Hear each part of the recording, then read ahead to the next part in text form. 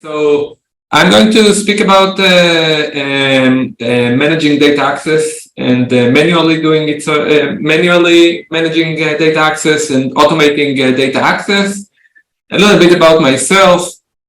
So I'm a book author. I wrote the Snowflake Security book with A-Press, published by A-Press. I'm a co-author there, and we published that a couple of years ago. And my background is from, I would say, from the more of the security space.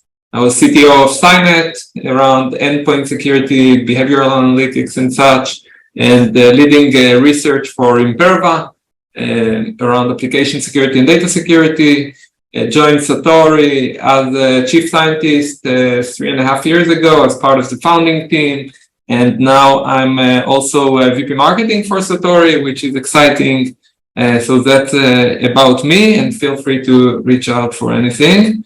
The images, I have some photos in here, and they're from Pixabay. So that's a great source for wonderful photos.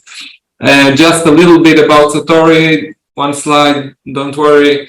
We are, just for those who don't know us, we're a cloud service that is identity and data aware, and it dynamically manages access to data across all data platforms. It's a data security platform, and so that's about what we do. And what we're going to speak about today, we're going to speak about data access and what's changing in the last few years around data access, some specifics about the challenges in AWS, and then the importance of automating data access and security in 2023, why it's so important and how and where to start. Of course, all of this, keeping conscious of our time, it will be pretty much high level, but still, I think it's a very important topic, as most companies, if not all of them, are to some extent data-driven,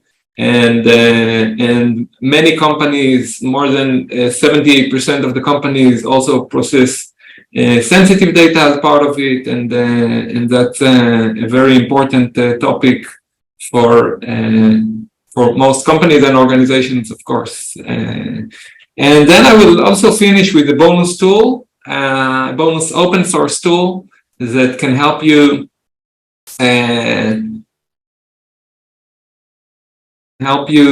map your data stores and find out who has access to what on your data stores. And that's so that's just to keep you on your toes until I finish in about 15 minutes. So okay. So let's talk about data access and data use in organizations. Nowadays, everybody wants a piece of the data. And nowadays, I'm talking mainly about the last years. It happened gradually. The reasons are, some of them are technology driven. It's much easier to make value out of data. For example, platforms like Athena makes it very easy to put your data in Parquet or in JSON or whatever format you would like to put it. You're putting it in S3 buckets, and then you're starting making value from data from day one. But also platforms like AWS Redshift, where you can set up a data warehouse in a couple of minutes. And other non-AWS platforms like Databricks, Snowflake, makes it easy to store and process data, and also BI tools that are much more friendly and enable the data consumers to provide data, to provide value out of data and make data-driven decisions and so on. And makes it very lucrative for people around the organization to use data to generate value. So not only one BI team is accessing the data, 80% of the organization wants a piece of the data. We've done a survey last year around data and security leaders, and 75% of the respondents are working on projects that are aimed at increasing access to data, data democratization projects. So lots of companies around healthcare, finance, technology, and others are increasing data use. And usually businesses tend to look at the shiny machine learning, AI, or looking at the BI that is giving data-driven value, but it all comes down, maintaining all of this comes down to the data and the security teams that are doing the heavy lifting, making sure that this data is available for processing, is enriched, is of good quality, and is secure when it is done. And these are the unsung heroes of the data revolution. Data is also getting hard to control because many people can do many things with data, can access data, enrich it, change it, and do many things with data. It's also getting very hard to control. In that survey that we've done, by the way, you can see all the results in our website, but 44% of the organizations who do monitor sensitive data in the organization only do it quarterly or annually. And when data is moving as a day-to-day kind of thing, it's not very efficient mapping it quarterly or annually. You're getting stale metadata, which is a problem, and less control over your data. So there are more risks around the data as well in today's data environment. Of course, there's security risks. A lot of monetization can be done by the bad guys on data, and in many cases that includes people from within the organization, like analysts, support people, and so on, knowingly or unknowingly. I would like to think that usually it's unknowingly. Someone was phished, and then someone got access to all the crown jewels because they have excessive privileges to data. There are also more compliance requirements are getting harder, and the auditors are getting smarter, which is a good thing, okay? But still, when you're managing data and data security, you need to take that into consideration, with compliance like HIPAA, like SOC 2, and so on, where you need to monitor your access to sensitive data. You need to show that there are processes around accessing production data, and so on. More data privacy regulations, acts, and contractual obligations as well. And more operational risks around accessing data. For example, what happens when you open Athena access to your engineers, and one of them thinks it might be a good idea to run a Python script that loops every few minutes over large sets of your data lake, and you're getting a huge bill at the end of the month. There's also unclarity around who is responsible for securing access to sensitive data in the organization. Is it the security teams? Is it the data engineer teams? Is it other people? So it's a fascinating field and ever-changing. Some of the specific AWS data lakehouse challenges, I will mention some of them, like the data access. I called it identity lineage and overall management. It's managing access across different technologies under the AWS data lakehouse. For example, you're connecting your Redshift, your Athena to a BI tool. In many cases, it uses a single user, and that user, then you have problems tracking the lineage or tracking, like if someone just accessed all your customer data in your database logs, you will see the same user across all access requests. Overall, the identity management, where sometimes you have local users within your RDS or Redshift and so on. You have the IAM, you have the identity of the BI users in the BI tools themselves. You're setting groups or roles within those databases. So overall identity of data consumers can be challenging to manage in a simple way. And managing granular controls in multiple systems is definitely a challenge, where, for example, simple security policies, such as I want all analysts to be able to access data, but not PII, mask all PII. That's a simple request that can lead to a one-year project, depending on the complexity of your data environment. Or I want all analysts from Germany to only be able to view data of German customers, which can lead to another one-year project if the data is complex and if you're not doing it the right way, especially since these requirements tend to come in unplanned tracks. You're getting a meeting from the compliance or security team, and you have to arrange that right now.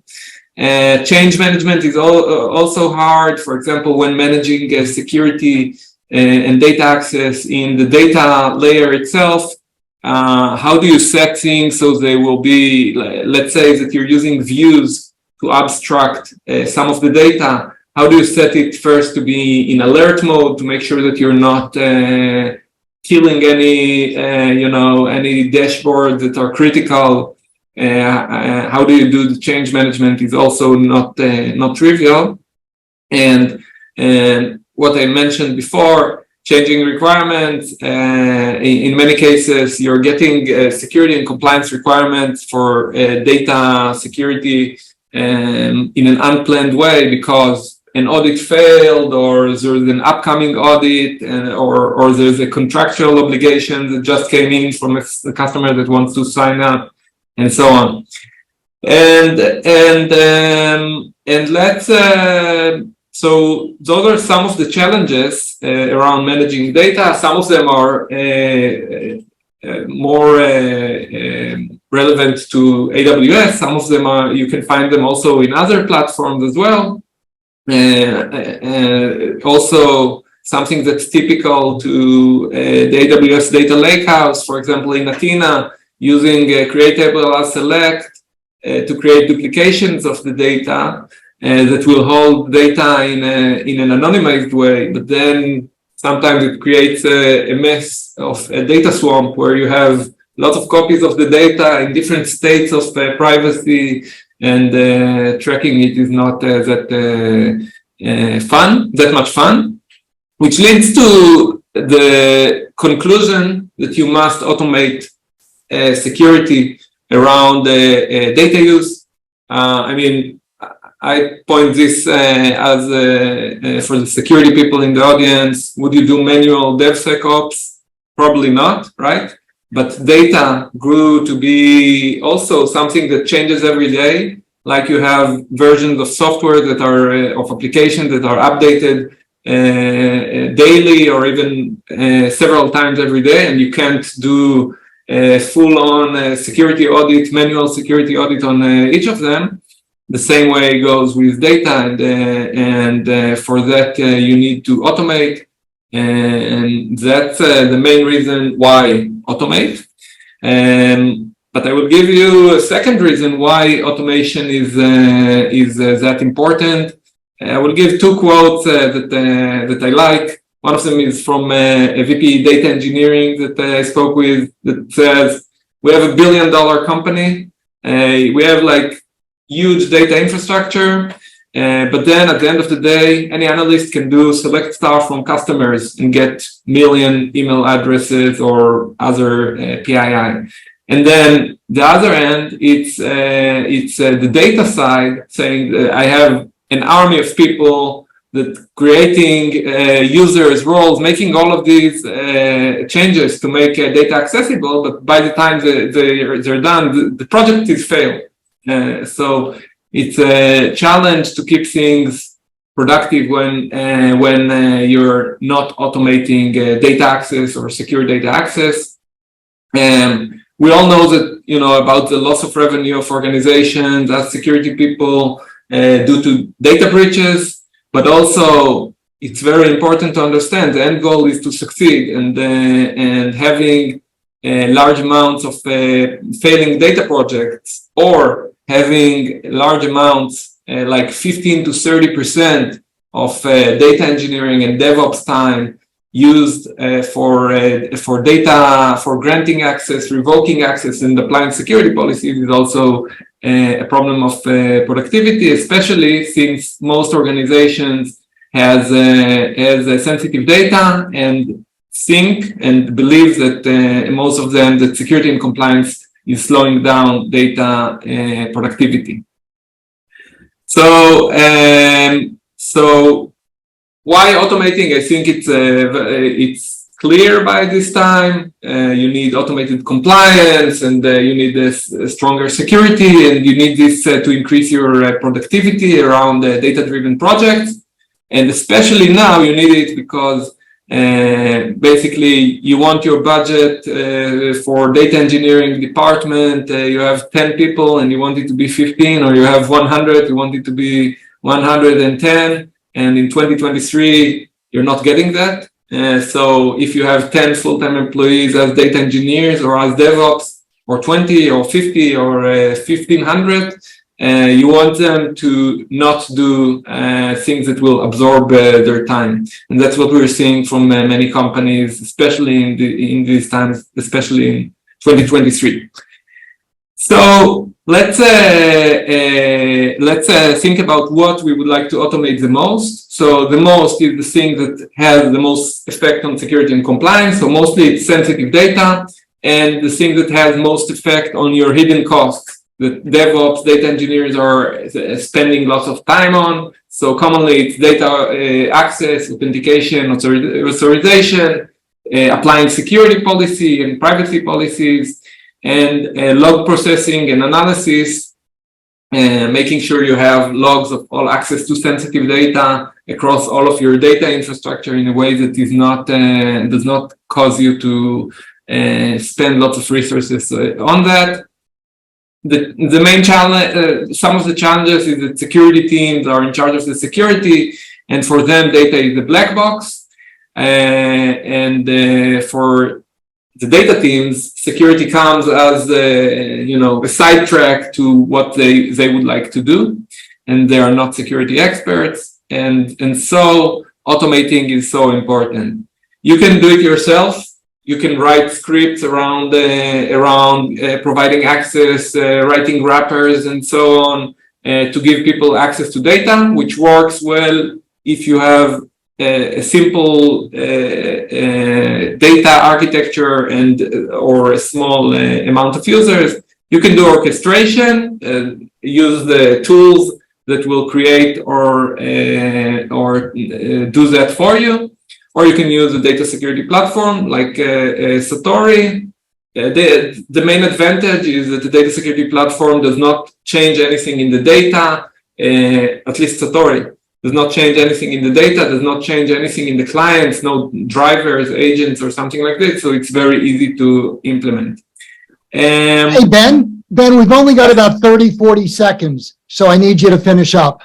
Yeah, exactly. I was looking at my watch, and I will just right in time for the takeaways. So it's 2023. If you got lots of data, sensitive data, and users, congratulations. You need to automate that. Either do it yourself, solution like Satori, or but you need to automate.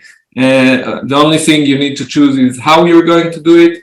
And the bonus tool, which is also on the slide deck that will be sent, is this one. It's a tool that is open source that we've released, and that allows you to scan data stores and have a mapping of what user has access to what data across roles, groups, and such, including Redshift, Snowflake, and many others.